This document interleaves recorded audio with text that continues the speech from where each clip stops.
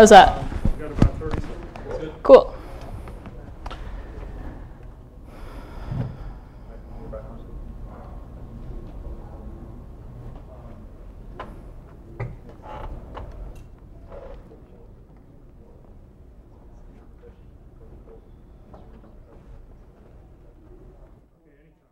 Cool. So just as an introduction, this talk is a bit of a follow-up to this somewhat unsuccessful panel at the Fifth Hope. Shardy was there. It was, we had about 5 of us, a number of people from 2600 Net IRC and just other random girls who happened to be at Hope.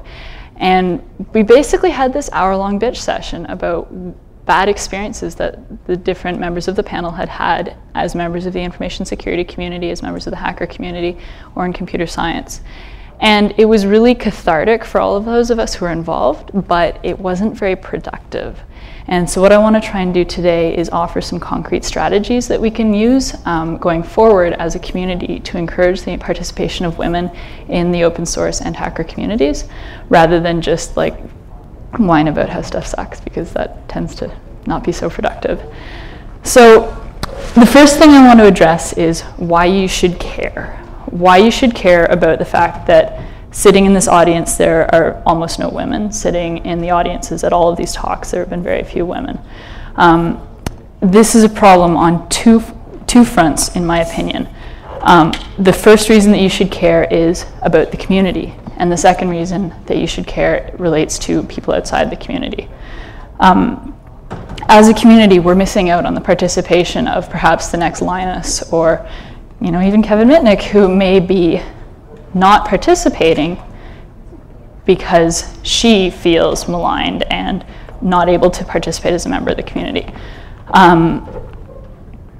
The flip side to that is that there are people out there who want to participate, who feel that they can't, and who are therefore missing out.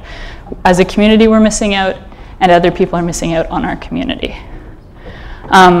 My personal experience in being involved in the hacker and open source communities have been very positive, and I feel like an obligation to get other people involved in this and encourage people to participate.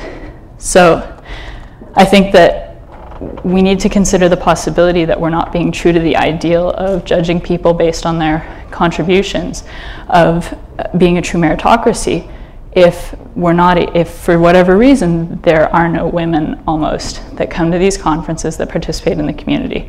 What are we doing wrong, and what can we do better? So to get briefly into the question of why there are so few women in this community, I've also been involved in the physics community and the computer science community academically, and I think that there's a lot of overlap of women's experience in these other communities that apply to the hacker and open source communities in terms of why they haven't participated. The biggest one historically has been a lack of role models. There aren't sort of like the figures in the popular media in terms of who participates in our community are generally not women, and that has a major impact on people's involvement and people choosing to get involved in this community. There's a certain amount of, and I don't want to stress this point too much because, again, this gets into being negative, but there's a certain amount of bad behavior that goes on that discourages people who do get involved from continuing to be involved. And I think that that's something I'll address in terms of things to do better. But behavior at conferences, behavior in the workplace, that has a really negative impact sometimes on women's decision to participate or to continue to participate. And one of the really unfortunate things is that women who do choose to participate are more easily discouraged from participating than men, and that exists as a problem both in computer science and physics, and as something that has to be fought actively in the academy, and I think we have to fight it as well from a practical perspective. They've found specifically that in computer science teaching, bad teaching has a has a disproportionately negative impact on women versus male students. And so when trying to get people involved in this community, that's something to consider in terms of when you're teaching and introducing people how to be doing it, and to take an active interest in learning teaching methods. And that contributes to a lot of turnover in the community. I know just from the Toronto 2600 community, the amount of turnover of women participants, even just in the 2 years since I've been involved, is dramatically higher than the turnover of male participants, even just looking at people who show up at meets and attend other related events in the hacker community and open source community. So I wanted to directly go into what we can do about it, and looking at success stories within the computer science teaching establishment and also in physics, and see how we can apply these directly to the hacker, information security, and open source communities.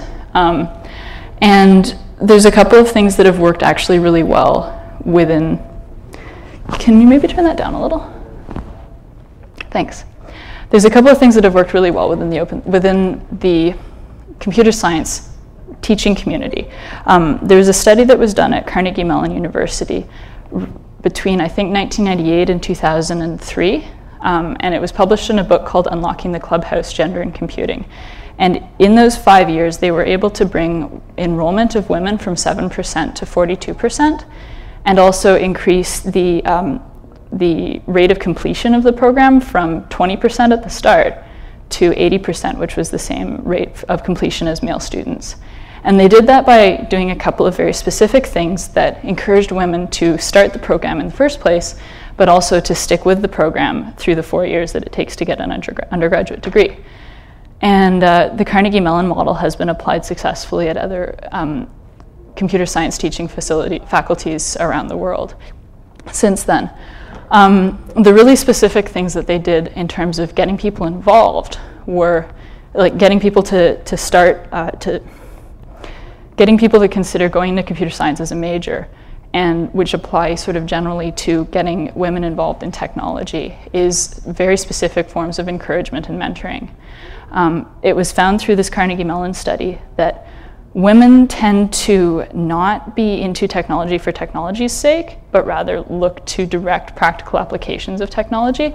So when you consider that you want to get your friend or your girlfriend or whoever using Linux, rather than being like, look at Linux, it's really cool and open source and you should use it because it's cool, which is true, but at the same time it might be more effective to say, look at Linux is really cool, you could use it to get that old junker computer in your basement working so that your kid can have a computer of their own, or so that rather than having to upgrade your computer, you'll be able to continue using the same one for a while. Sort of specific practical applications of computer science, information security, teaching people about stuff like phishing so that they can protect themselves, rather than just like, yeah, I'm a hacker, this is really cool, you should get involved. Like making that connection from this is an interesting field to these are the specific ways that it can be applied in the real world is the most effective way to get women involved in information security and computer science and the open source community. The metaphor that they used in the Unlocking the Clubhouse study was the idea that women don't dream in code, and I thought that was particularly descriptive of the difference between the idea of doing technology for technology's sake versus actually wanting to have a practical application of it. Having role models for women getting involved and being able to point to specific people in the community who have been doing this for years and do an awesome job of it, and saying, it's not true that there are no female hackers. There's lots of female computer scientists. Grace Hopper, Anita Borg are the two big American examples. The women at Bletchley Park who helped crack Enigma and win the Second World War. There are historically lots of awesome examples of female figures in computer science, and also in the hacker community. You have people like Raven Adler, Val Henson, who's a kernel hacker, and a couple of the women in the ghetto hackers. That there are these women out there who are role models, who exist, who have forged the path for other women to follow. And I think the biggest thing that we can do as a community is to hold true to the ideal of the hacker ethic, that hackers should be judged by their hacking and not by their degrees or their job titles, that it's your contribution that makes the difference, and that it shouldn't be assumed that when you're at a conference that you're there as somebody's girlfriend, or that sort of attitudinal problems, that everybody thinks that we don't do it, but maybe you need to call people on it when they do it. So, and that's really helpful. So I didn't have too much other than that to say, and I wanted to open the floor to people's comments and questions about other things that they think might be really positive in terms of getting women involved in this field. And other than that, yeah. I have a question for you. What's your question? So in this study, you said the most descriptive term was that women don't dream in code. Mm-hmm. Do you think that's because of a biological difference of how women are wired different than men, or do you think it's societal and just because of how things have been up to this point? Well, do you think that women could dream in code if they were put on an equal footing in terms of society in this field? It's a really good question, and it's one that's come up in the physics community. I don't remember the name of the dean of, I think it was Harvard recently. Yeah, Lawrence Summers. There's a big controversy in the physics community over this whole idea that maybe women are just less naturally suited to doing hard science and physics in particular. And I think that there's a lot of that attitude within the computer science community as well. In the Unlocking the Clubhouse study, which was the one at Carnegie Mellon, they found that there was that a lot of women in the computer science faculty experienced the attitude of, you're only here because you're a girl, like that they had got in because of affirmative action, when it was absolutely not true, and Carnegie Mellon did not do any affirmative action type admissions at the time, and I don't think they do. They still don't, while they have changed their admission policies, and that was part of what made them increase their admission to 43%, they don't actually have any traditional affirmative action type admissions. As to the question of whether it's if it's a biological thing, I think that there's very little evidence that this difference in interest has anything to do with biology. One of the things that sort of very first year women's studies, equity studies, is the idea that studies that show sameness in the social sciences don't get published. So you very rarely see a study that says, you very rarely see published a study that says, yeah, women and men are just as good at math. You don't ever see that. You only ever see, because there's no the publications like Nature and stuff, they do not have an interest in publishing those studies. It's a pretty well-known fact in the social science research community that those studies don't get published. So there's a slanting towards this idea that there's a biological difference between men and women in terms of mathematical abilities, spatial reasoning, and all those things that lead into being a good computer scientist, when I personally don't feel that that's the case. And there's research into, there's a lot of research into the distribution of intelligence among men and women that show that while intelligence is distributed differently, that the average man and the average woman have the same intelligence. There's just a different distribution along the curve. And again, that brings in questions about how we're defining intelligence and stuff that are kind of out of the scope of this argument. But I think that one of the things that I learned from this Carnegie Mellon study is that even if women who become involved in computer science or the hacker community do not dream in code, that's not the requirement for entry. The requirement for entry is to want to learn cool stuff and do cool stuff. It's not eating, sleeping, and dreaming it. So, does that sort of answer your question? I was just curious where you stood on it. Yeah, no, I definitely think that there's no biological thing about men versus women that means that there are 4 women in this room, so, yeah. Hi, my name is Beth Lynn Iker. I work for Carnegie Mellon School of Computer Science, a full-time staff member. Awesome. And I'd like to say, yes, I have dreams that I was coding. I totally have too. I've had lots of dreams that involved a lot of Tetris, but and code as well, but point that was made in the Margolis study was that this was not a common experience for women, while it was described as a very common experience for male computer science students. So that's cool.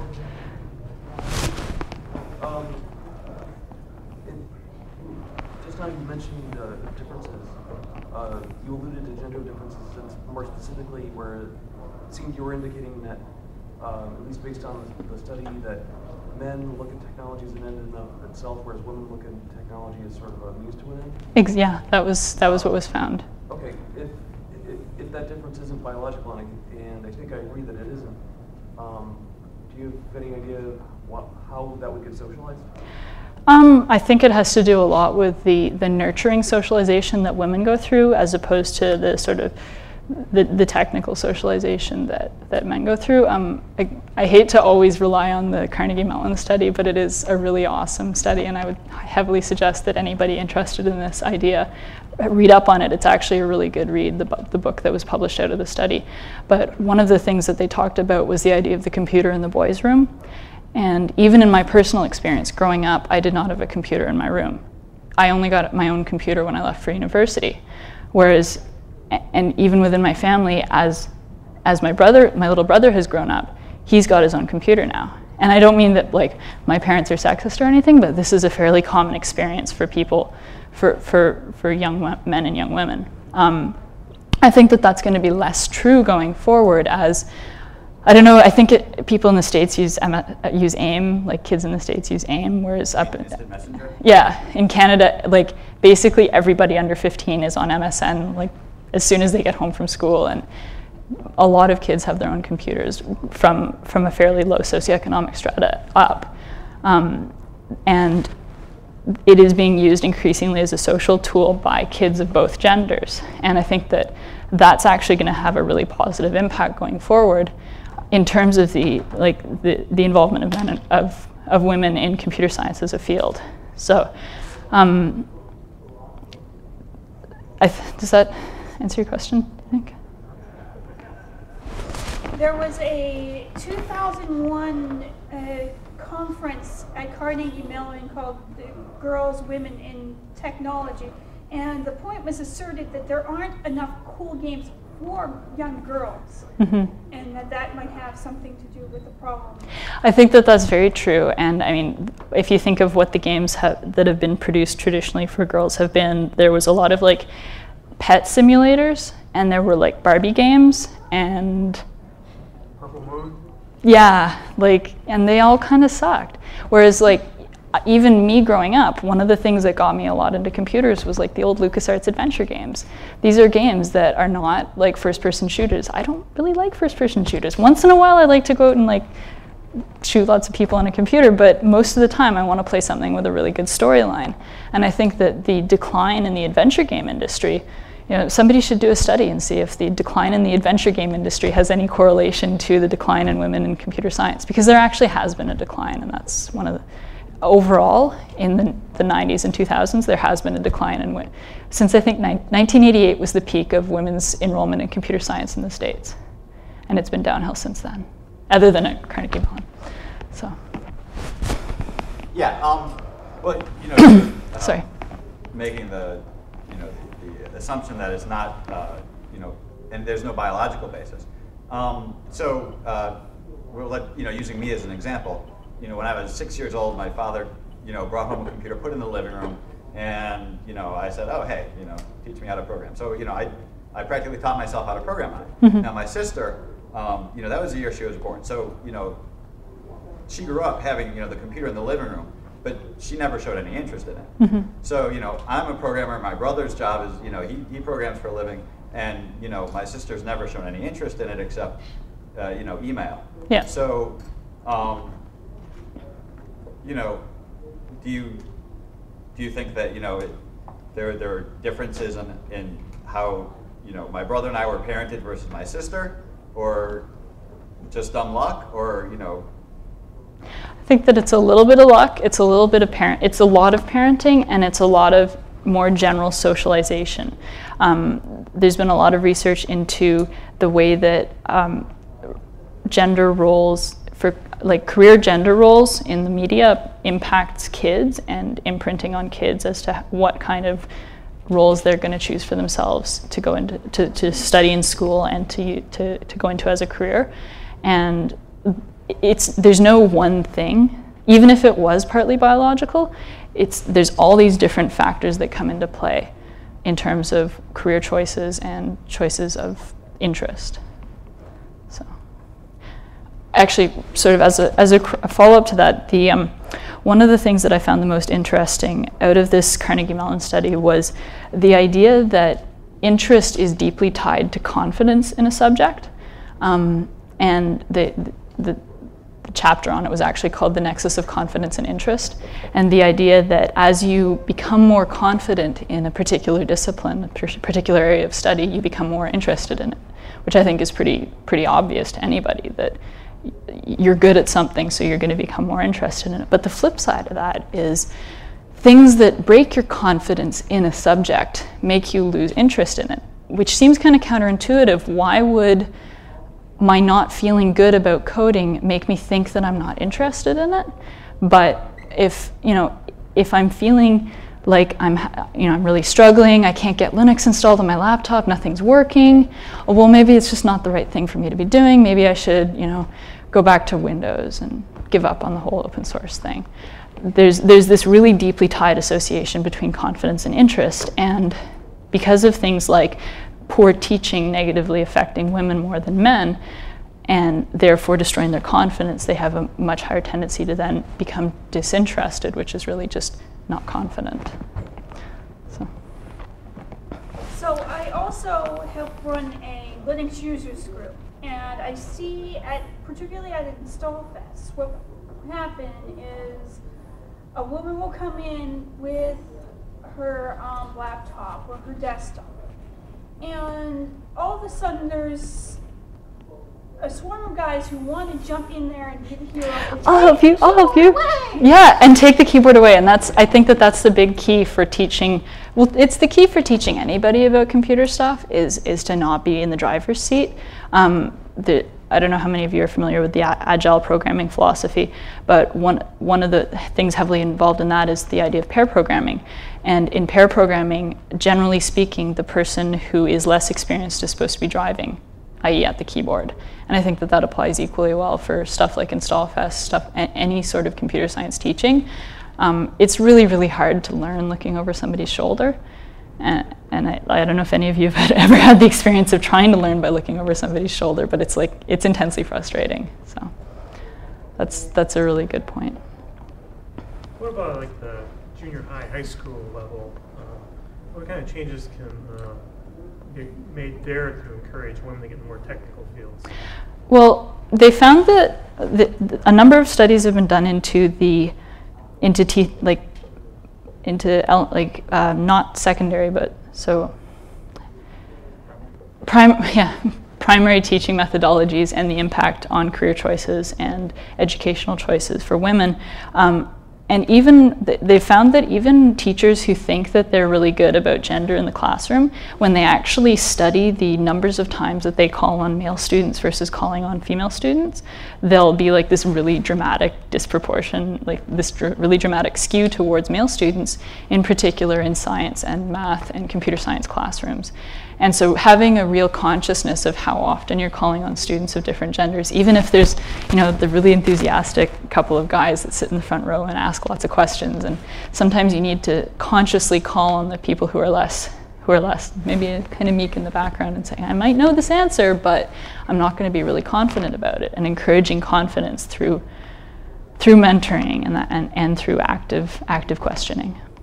So those are a couple of things that have been shown to be really effective. There have been a couple studies recently that are starting to look at women in gaming and how there are all of these games that they say, oh, we're trying to encourage women. We think that women will really like this. Here's a game for women. Look, your character can run around in a bikini.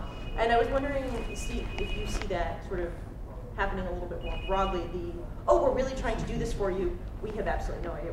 The Lara Crofts of the Lara Croft problem, right? Yeah. Sure, she's this like awesome, empowering female character. She just happens to have like boobs that are like balloons, and so maybe women aren't going to be so comfortable playing with that, and it is really a catch-22 in terms of, well, maybe not a catch-22. It is a problem in trying to advance these role models, but then them not really being very positive role models, and I don't really know what the solution to that is.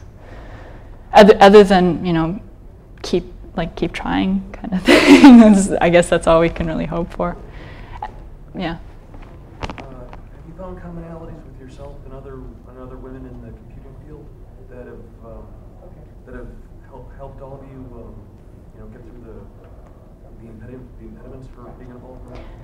Well, honestly, I think the biggest thing for me is I wish that I'd read this Carnegie Mellon study before I dropped out of physics, because the whole idea of confidence being directly tied to interest was my exact experience with second-year quantum mechanics and having a teacher who didn't speak English. And I had this teacher who was very well-intentioned, but I just could not understand a word he was saying.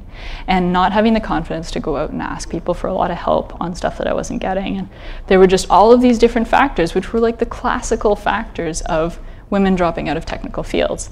And they all happened to me in second year. And if I had known about that going in, I think that would have been really empowering and probably would have allowed me to ride through it. And I think that finding that there are these same factors that discourage women from participating in these varied fields, physics, computer science, and mathematics, I think that knowing some of those things going in would be really powerful for women participating in these fields. I think that the interest and confidence nexus is sort of tied more broadly to the issue of mentoring, and that women who see other women in the field are more likely to approach them and ask them questions to avoid the, ooh, there's a girl, let's all like take a people. I think that that's really true. It's a network effect in the same way as the whole like adding one developer to the development team just makes it more complicated. Adding one woman to the computer science faculty, to the physics faculty. At the University of Toronto, which was my home institution, there were 3 female physics profs out of like a faculty of about 40, which was actually pretty high in Canada. So it was kind of sad, and there wasn't that mentoring and support network. And having that in place, every single woman who joins this community who starts actively participating encourages other women to participate. So. Well, do you know how this compares to other cultures where you know, women are, you know, have different social roles and so forth? Like, you know, say, you know, some countries where, you know, women are allowed to, you know, combat in the military and that sort of thing. Mm-hmm. Well, I know the statistics a bit better in this case in the physics community, but there's a number of countries in the world, like in Canada at least, the number of physics postgrads, like physics postdocs, so people who have gone through all the way to a PhD program, is something like 4%. And basically in undergrad there'll be 40%, in masters there'll be like 30%. There's this idea of the leaky pipeline. At each level of academic achievement, there are fewer and fewer women involved in physics. The difference with Canada versus a country, for whatever reason, politics aside, Iran has something like 60% of their physicists are women. And I don't know what the reason behind that is, but what that really suggests is this isn't a biological thing, this is a cultural thing. Because if a country like Iran can have 60% of their physicists be women, there's something else going on culturally. And I think that, I'm sure that the statistics are, I don't know what they are off the top of my head, but I'm sure that if somebody were to look into the statistics for computer science participation across cultures, there would be dramatic differences between countries. Yeah. Cool. Did I see a hand over there? No. What can computer groups like lugs and stuff do outside the high schools to encourage women participation? I think with lugs, I mean, at least from my personal experience, a lot of what needs to happen at lugs is a matter of self-policing. I talked a little bit about bad behavior being discouraging for women in terms of like harassment and the whole idea of, you know, getting sort of swarmed when you show up. There are a couple of people at the Toronto lug who actually have made me so uncomfortable that I've stopped going. One of the guys there actively talks, like, he heckles other presenters when they're talking, and people make jokes while he's heckling about his like BDSM fetish.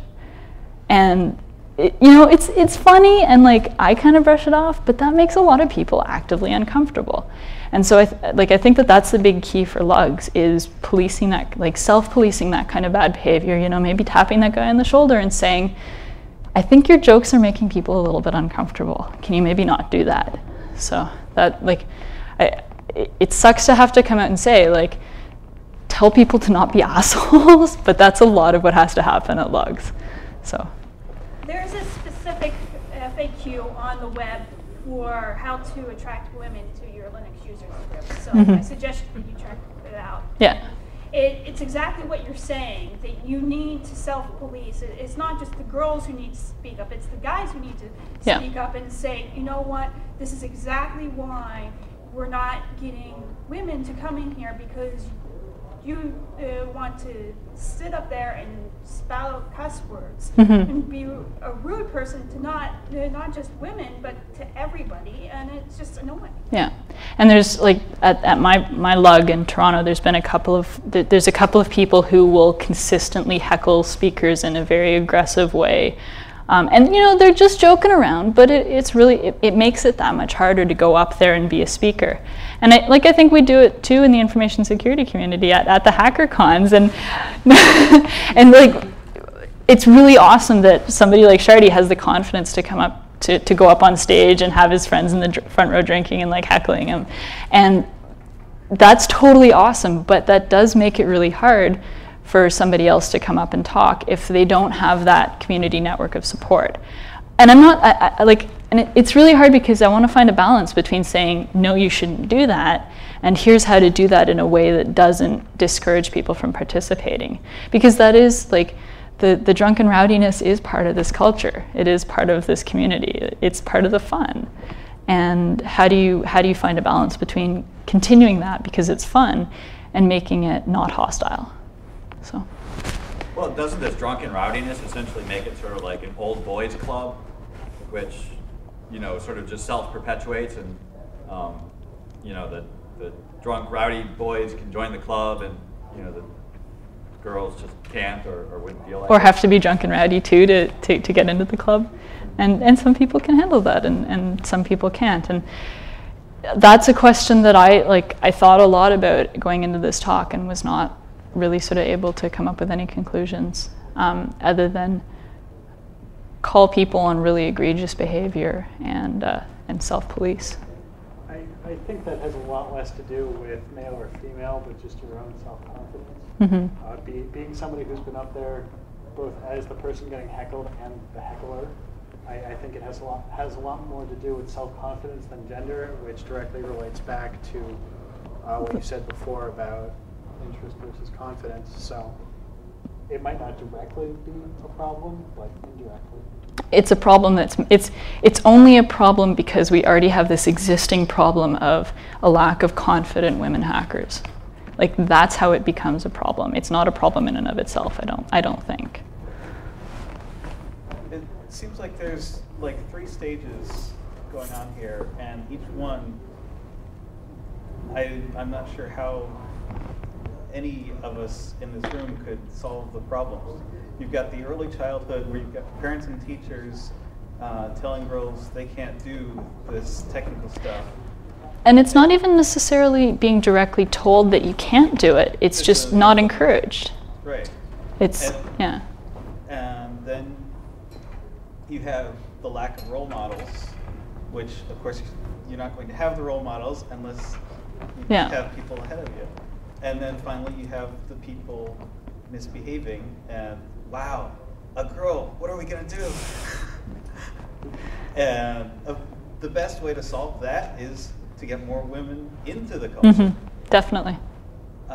So you kind of have to address the first 2 in order to deal. So it's like if there were just like 50% women at this conference, or at like a lug or anything, the like, oh my God, let's like glom on the girls would just not happen, because there would be lots of girls. And so rather than it being this crazy ratio, that just wouldn't be the case. Yeah. How much of the problem do you think is caused by the women? For example, at that Hope panel, the posters inside the men's room. Yes. Live Cable hacksaw flame. chicks, live girls, come to this room at this time to see live hacker girls, ZZZ. Yeah. She was really trying to be funny, and it just really wasn't funny. For example, the yeah. Kisses girl. Yeah, she's been at several. She was at another conference too. too. At DEF CON. Yeah. And somebody wrote an article on her where she made up a fake story about she was running some sort of social experiment, and then there was another newspaper story about how she was looking for money to get a bus home. She was just basically making up stories and taking in money from these poor, desperate guys who pay $1 to kiss her. Yeah.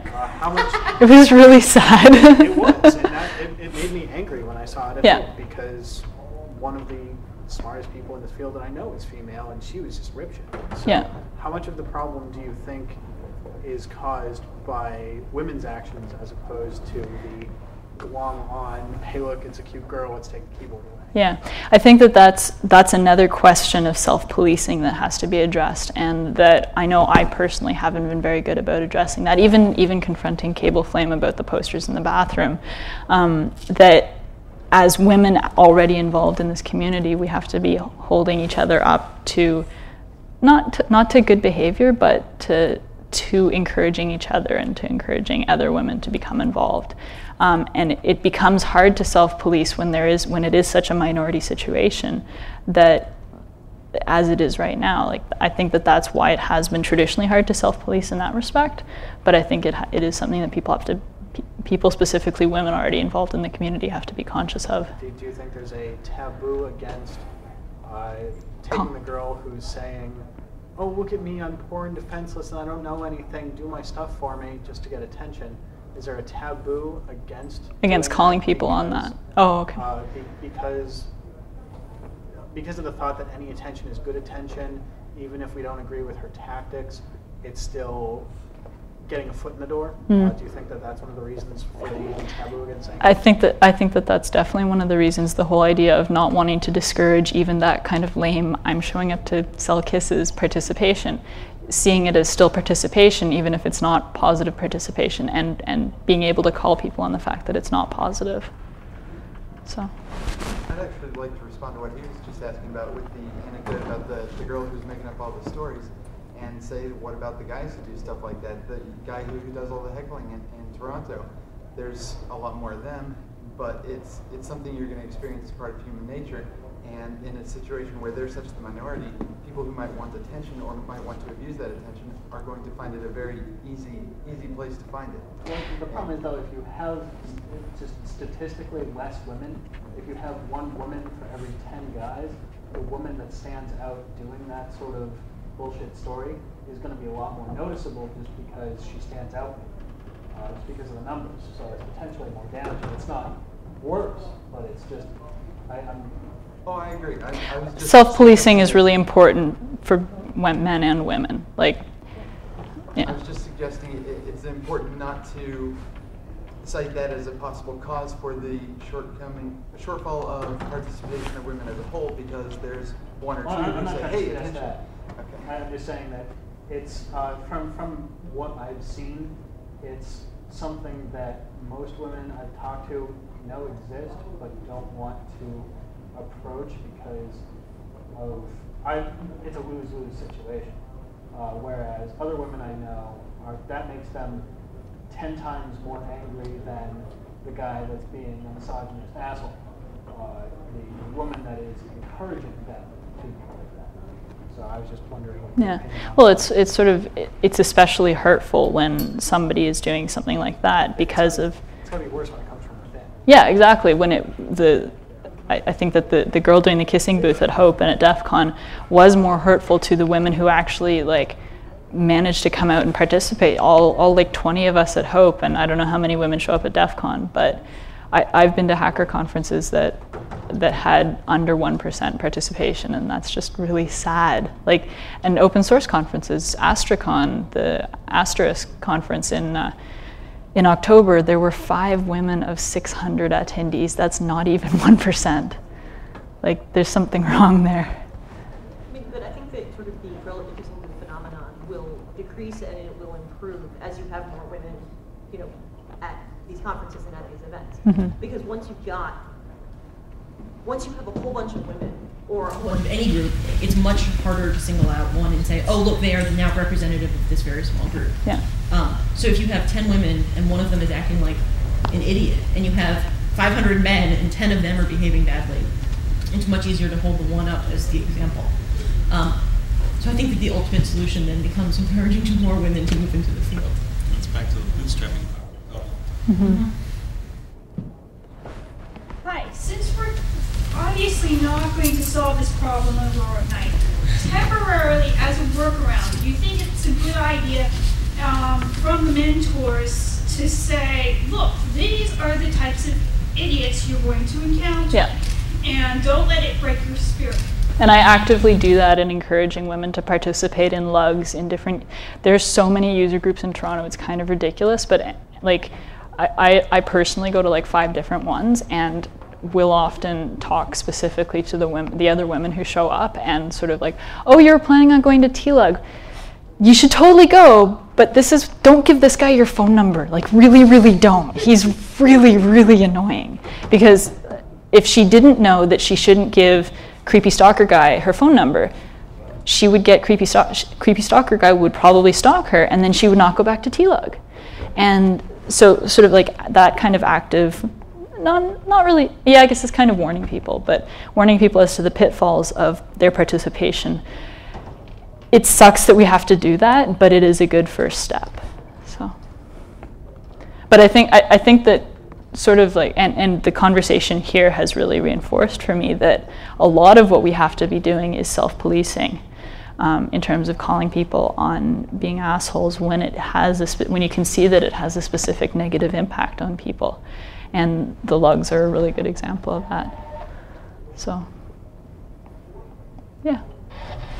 Are there any other women's organizations that are computer science related? I've heard of Linux Chicks and others. There's Linux Chicks. There's the Anita Borg Institute for Women in Technology. I know Google does an Anita Borg scholarship. There's the Sisters, which is an email list, spelled SYSTERS.org, I believe. There's the Grace Hopper, I can't remember what it's exactly called, but it's like the Grace Hopper Congress of Women in Computing, and that's in San Jose this year, I think. The Linux Chicks and the various email lists on there are awesome resources. And Women in Science and Engineering, I don't know, does that exist in the States? That's pretty big in Canada, so yeah.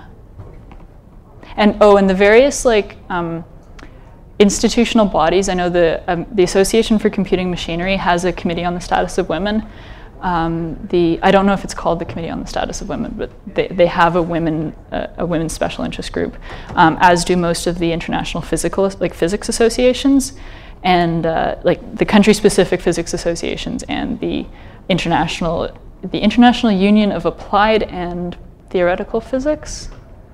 I don't remember if that's the acronym, but yeah. So there are a number of groups out there. Mm-hmm.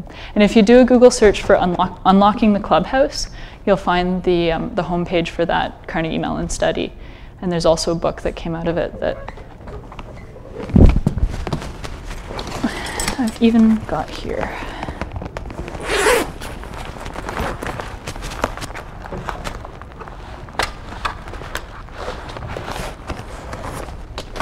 And that's what it looks like.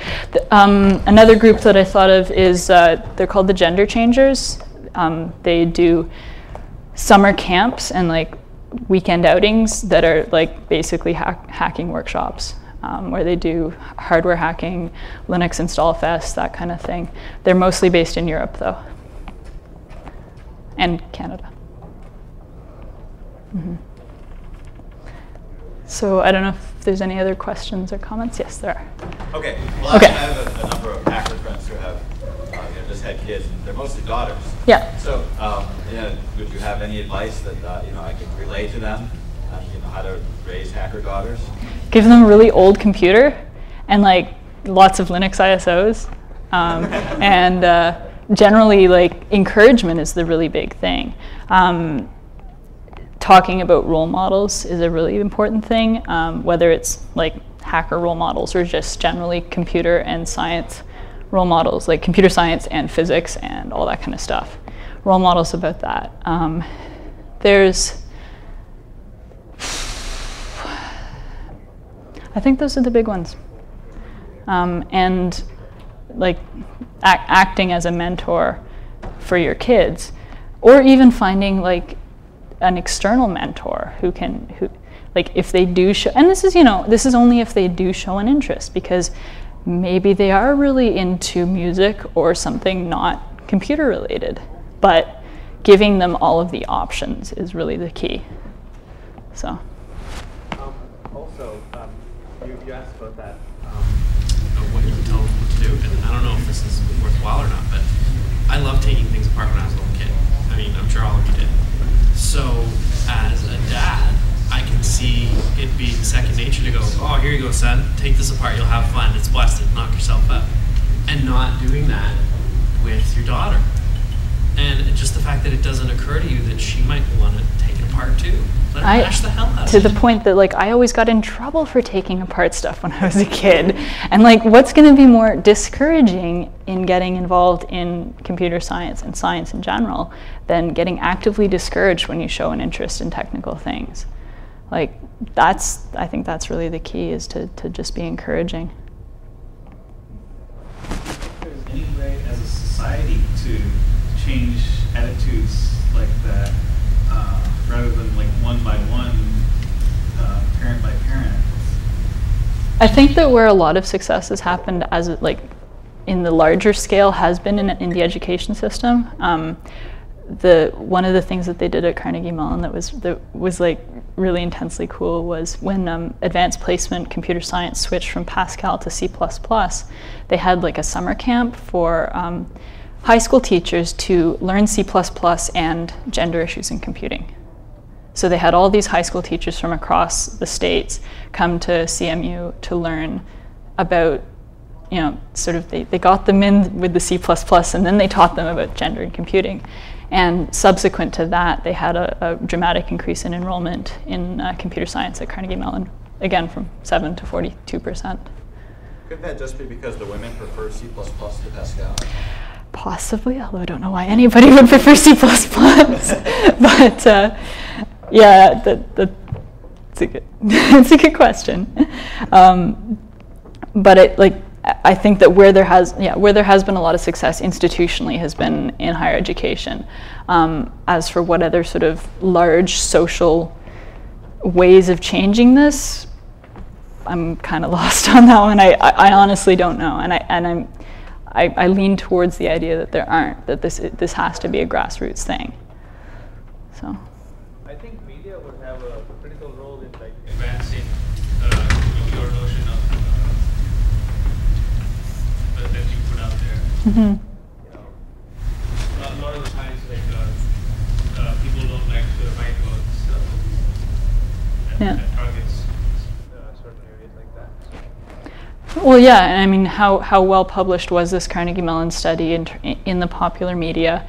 What resources are made available, and like to parents to teach their daughters about technical stuff? Like I tried to give you some constructive suggestions, but I couldn't say, oh, well, you should read this book, and there's a bunch of articles about how to get your daughters into computer science. So we done? Pretty much. Okay. Cool. Yeah. Well, thank you everybody for participating.